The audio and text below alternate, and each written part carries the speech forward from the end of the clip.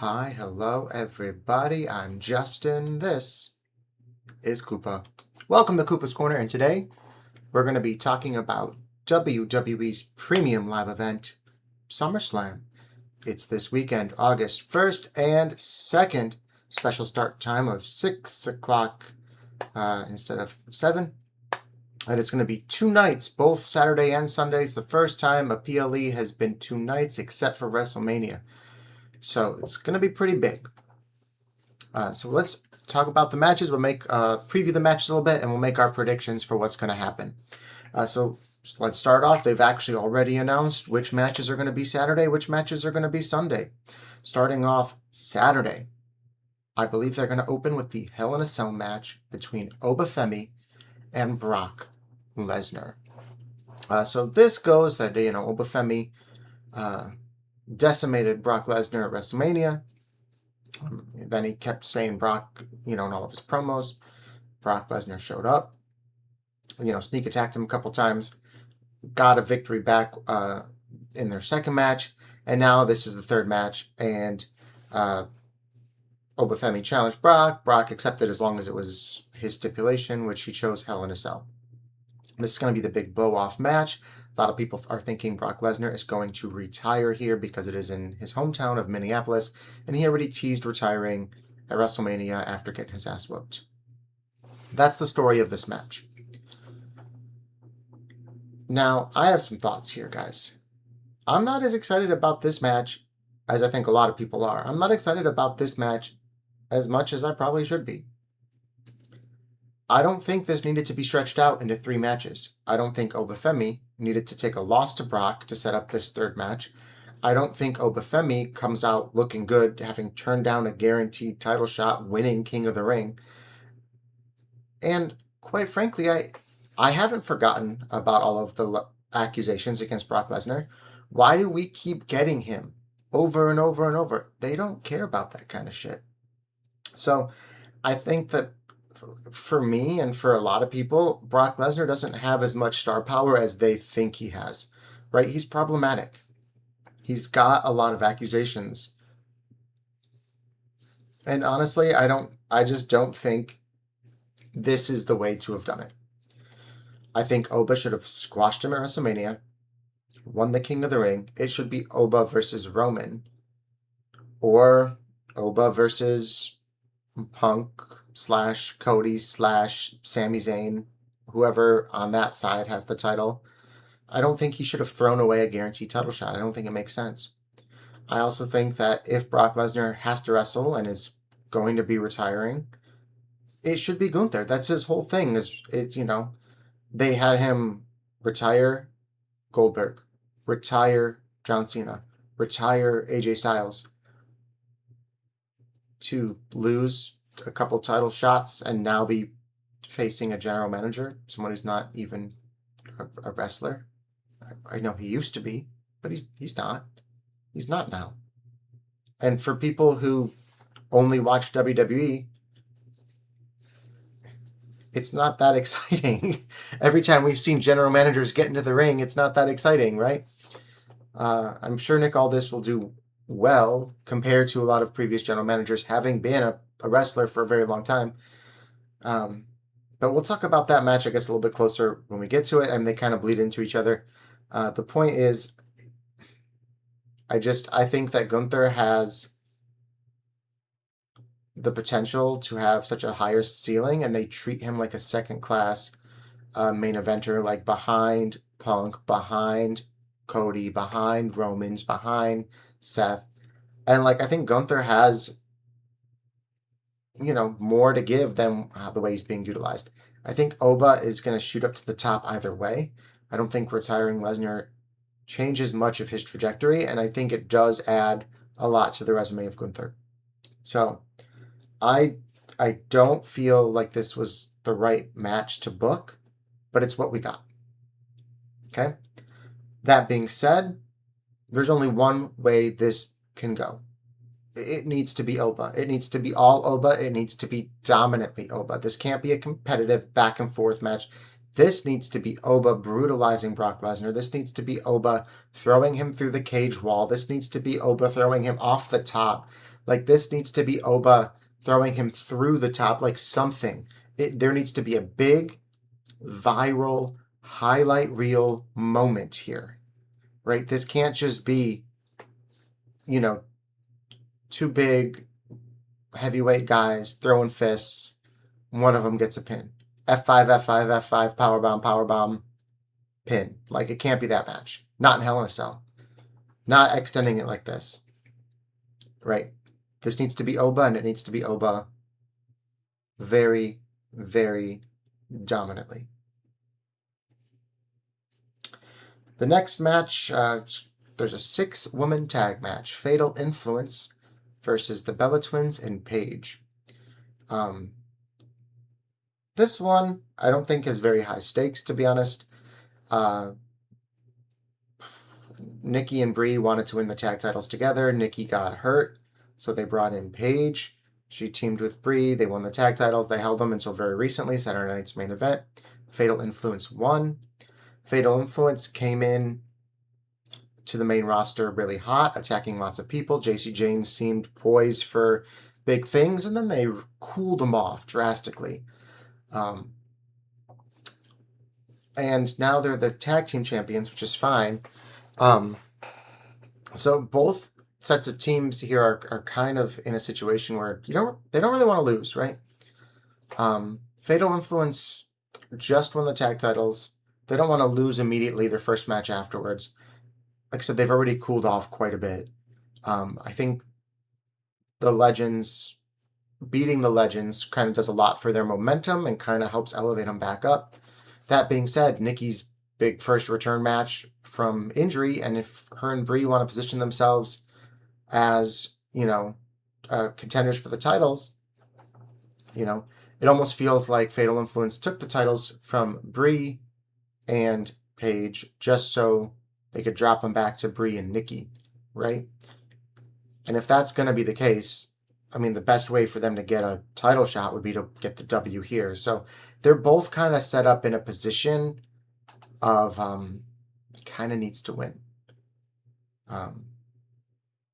So I'm going to go ahead and predict that the way they kind of get around this is that Paige maybe turns heel, right? That way she can kind of get out of this tag team stuff, kind of remind people why she came back, and she's going to screw Brie and Nikki, cost the team the match, walk away,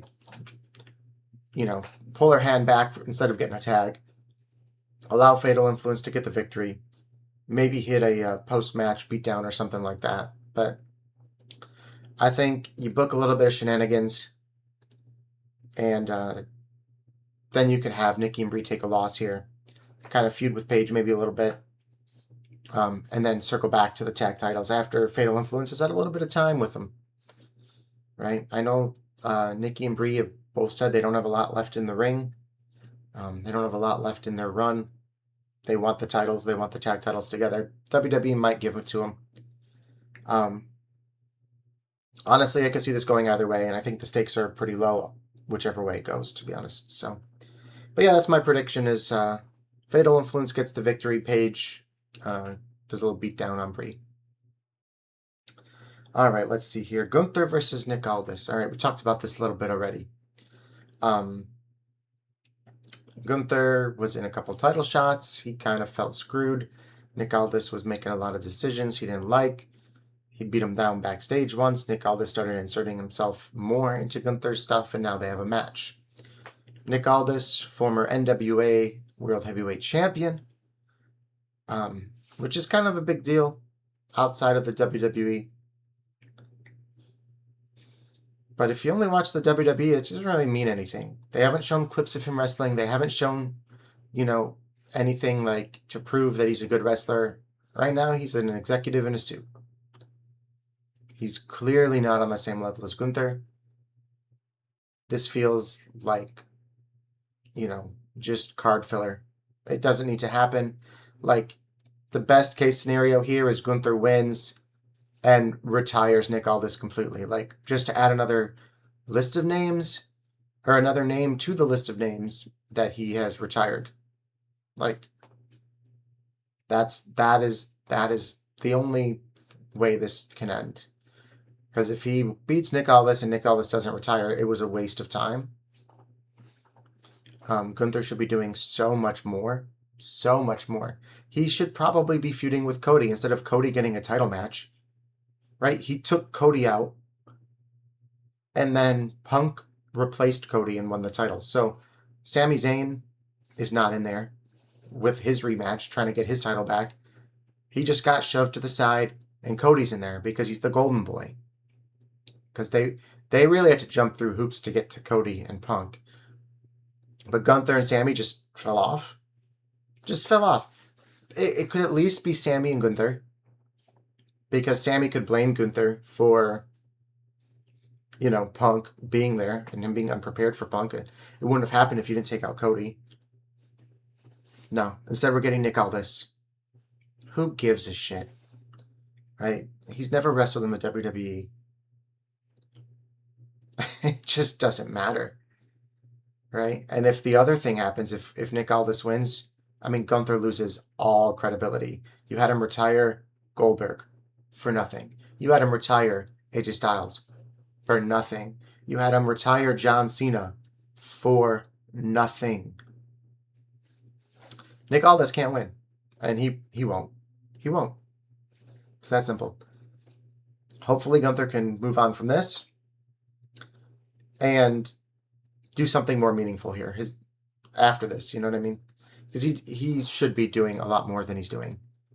It's so much wasted potential with him. All right, we got a 6-man tag team match. The Bloodline, Jimmy J and Jacob Fatu versus Solo Sikoa, Royce Keys, and L.A. Knight. You know, it's a strange bedfellas tag team of LA Knight, Solo, and Royce Keys. They don't really have anything in common other than they were all targeted by the Bloodline at some point for something. They're not a real team. This is all about establishing the Bloodline, establishing Jacob Fatu as the guy who wins for the Bloodline. Jimmy and Jay are going to find themselves in peril. Jacob is going to get the W here. Short, sweet, and to the point. There's not a whole lot to this. The Bloodline needs the momentum if they're going to make this revival really like anything. All right, we've got a championship opportunity for Iyo Sky, the Queen of the Ring, choosing to face Liv Morgan because she beat Liv Morgan already in the Queen of the Ring tournament.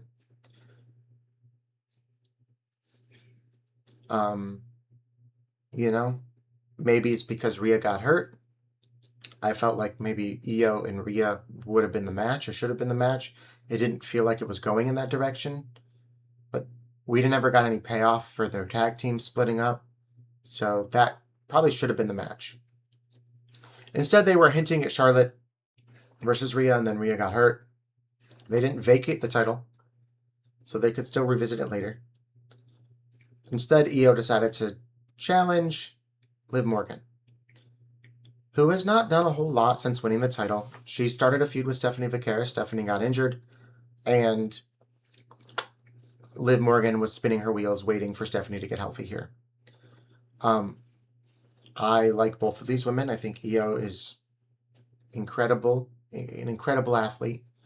In ring, she might be the best in the company. However, Liv Morgan is so incredibly well-rounded. She's got so much upside. I mean, she is the greatest women's world champion of all time. And she's got charisma. She's got just everything that you want. I think that Liv Morgan is really undervalued by a lot of the internet in particular. And I don't see her losing the title at SummerSlam here. She's going to have a big moment. She's going to be Iyo. Stephanie Vaquera is going to come out. And they're going to resume that feud probably. I definitely think Stephanie should be healed by now. And I think this is the time and place for her to return if she is.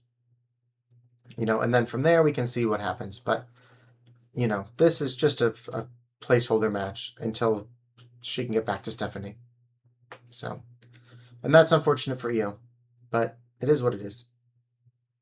Finally, on Saturday, The main event, CM Punk versus Cody Rhodes. Boy, was this set up a mess, right? Cody lost the title to Sami Zayn in a triple threat match with Gunther. Sami's first championship after having been with the company for over 10 years, right? He debuted in 2014 in NXT. Like, he's been with the company for a while, his first world title. And he held it for 9 days. That's it. 9 days. He lost it on Raw. He's not even a Raw competitor. He's a SmackDown competitor. It's a SmackDown title, but he lost it on Raw.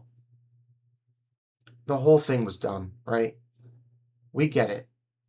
You wanted the biggest match you could on paper, but you sacrificed story to get the match, right? Cody was supposed to get a rematch. Gunther attacked him backstage. No, Sami needed a challenger. And they were in Chicago, so Punk, out of nowhere, even though he's a Raw competitor, came back and took the title from Sami Zayn after 9 days. Sami deserves better. Gunther deserves better. This match does not excite me the way that it should. This match does not excite me the way that they probably wanted to. Both guys are kind of baby faces. Some people are going to be cheering for Cody. Some are going to be cheering for Punk. You know, they've teased a Cody heel turn several times. He does a lot of heelish things, and then they never actually follow through with it. I don't think they're going to do that here. That would be a really bold decision. That would be probably a really good decision, but I just don't think they're going to do it. You know, part of me wants to say it's too soon to flip the title back, but it was also too soon to take it from Sami. So who knows, right? This could go either way. Cody is the golden boy. It's hard to root against him. But genuinely think that CM Punk will probably retain here. Just, I don't know. I find it hard to think they're going to do a couple of hot potato title matches here. Keep it on Punk, and you have the opportunity to have some fresh matches, right? As Cody has to figure out his way back to the title scene, he'll probably end up winning the Rumble and winning the title back at WrestleMania, and he'll probably just kind of spin his wheels until then. All right, so yeah, that's my prediction. Punk retains, Cody wins the Rumble. We get another rematch, Cody and Punk at WrestleMania. And that looks like it's it for Saturday, guys. But we still have a whole nother night. SummerSlam Sunday. My prediction is that they're going to open up with Chad Gable and PENTA. Chad Gable had a problem with luchadors. He went to Mexico to train. He became El Grande Americano. Then he got hurt. Then there was a different El Grande Americano. Then there was the El Grande Americano versus El Grande Americano mask versus mask match. He lost. He had to demask, reveal himself as actually being El Grande Americano. And then he went on apologizing to all of the luchadors. And now he's facing PENTA for the Intercontinental Championship in Minnesota, his hometown. PENTA has been an afterthought in this story. This is Chad Gable's story. And when a story is told this way, there's only one satisfying ending. And that is, you know, the hero accomplishes his goal at the end. So I think Chad Gable's going to win his first Intercontinental Championship. Trick Williams versus Baron Corbin for the United States Championship. Baron Corbin's return was a little bit of a surprise. All right, Trick Williams has a lot of upside. I think they view him as a star. He hasn't held the title for too long. He could retain against Baron Corbin, and I wouldn't be shocked. But Baron Corbin just returned to the company, and I find it harder to believe that he'll lose his first match back. So I'm going to go ahead and say Baron Corbin takes the United States Championship from Trick Williams. And hopefully he can catch a little bit more momentum this time around than he did on his first run. I like Baron Corbin. I do. I think that he's a better star than he ever really got credit for from the audience, right? He never really got the reactions that matched his level of talent. So, Baron Corbin. All right, let's see. Danhausen versus Dirty Dom in a Human Monies on a Pole match. This is kind of wild. I love that they're just playing it up as a joke, but also not as a joke. Like Danhausen really dances that line well of the absurdity of it all, but like not becoming the butt of the joke, even though it is kind of absurd. Like he plays up to the absurdity of it without letting himself be the joke. So anyway, the Judgment Day tried to bribe him into cursing who they wanted them to curse. He cursed them instead, kept the money. Then they tried to get the money by beating him down week after week after week.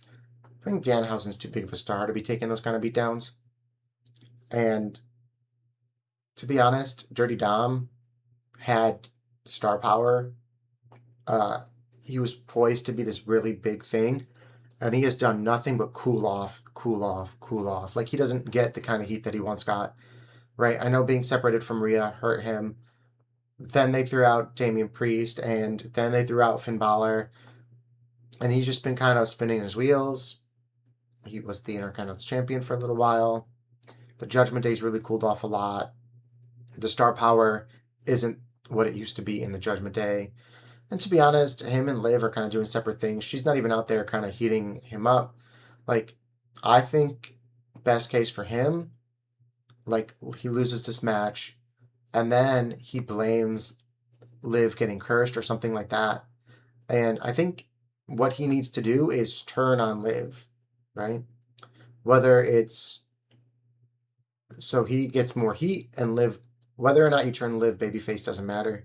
But he had Rhea, he had Liv, he needs to get Stephanie, screw Liv over, side with Stephanie, something like that. Again, being like the sleazeball that gets all the hot chicks, it works for him. He's just spent too much time with the Judgment Day. He spent too much time with Liv Morgan. He's lost a lot of momentum.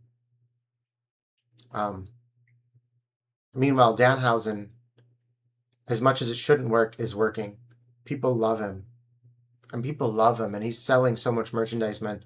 He needs to win his Human Monies on a pole match, and he needs to, maybe not get his ass beat every single week.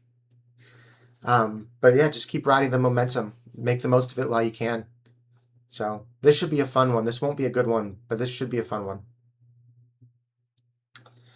All right. We have a number one contenders match. Sami Zayn versus Finn Balor. There's an argument to be made for either.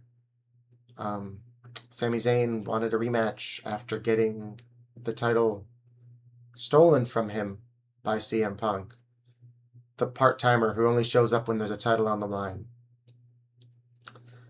And then Finn Balor won a Fatal 4-Way to earn this. So the fact that Sami Zayn has to earn the number one contendership is wild. Sami deserves so much better. This is bullshit for Sami, right? I hope Sami wins. I think he will. Sami is my prediction for this. But there's a reality where Finn Balor could win, right? Especially if Cody wins over Punk, then I think it's more likely that Finn could win here. That would be a fresh matchup, and there's history there with the Bullet Club. So, it could go either way. But maybe I'm letting my emotions get the best of me here by going Sami. But he deserves better, right? The way he's been booked has been awful. It's been awful. All right, 2 more matches, guys. 2 more matches for SummerSlam. And one of them is the interim WWE Women's Championship ladder match. Rhea Ripley is the champion. She's injured. Instead of stripping her of the title, they've decided to crown an interim champion. They've never done this before. It's dumb. Such a small thing as stripping her of the title and having her win it back when she comes back wouldn't be any different, right? Same results, but the story would have made more sense. The continuity of WWE would have made more sense. Anyway, it is what it is. It's a ladder match. It's going to be carnage. It's going to be fun. Charlotte Flair Jade Cargill, Tiffany Stratton, Chelsea Green, and a fifth to be determined superstar. I don't know if they've got a number one contender, or not a number one contender, but like a qualifying match on SmackDown. It probably should go to like JC Jane, even though she already lost her qualifying match. I think JC Jane could really use the rub here, especially because she came in hot. She came in attacking everybody. She came in poised to do big things. And then kind of seemingly out of nowhere, they really just cooled her off and moved her away from the main event women. So giving her a little bit of a rub here would be huge. Giving Julia the spot after breaking with Kiana James would be huge. Huge way to kind of boost her up, give her some momentum. And you know Julia can go, right? Kind of fitting her in here would feel like it would be meaningful. But it almost feels like, well, Chelsea Green is getting that spot, right? So it almost feels like they're not necessarily going to do that. So then what? Well, it could be a return. There's not a lot of women were waiting for a return. Bianca's not going to be done and ready yet. If it was Rhea, she wouldn't be dropping the title in the first place, right? Or there wouldn't be an interim champion in the first place. Which makes me think maybe AJ Lee, maybe Becky Lynch. Kind of the only two really big star power women that could just show up and take a spot, right? I mean, you could always throw in like an NXT superstar, something like that. It doesn't feel like they would do that. So if you're not going to go JC Jane or Julia, you know, or somebody who's already on the roster, you know, going with an AJ or a Becky, somebody with that kind of star power makes sense. Nia Jax could always earn it again. She's already had 2 qualifying matches, right? TBD, I don't know. I guess we'll see who the 5th one is. I don't really think it matters too much. I think Charlotte's going to win because she's a Flair, and they do this. It's always safe to bet for Roman. It's always safe to bet for Cody. It's always safe to bet for Charlotte. They love Charlotte, and she was teasing some issues with Rhea before Rhea's injury.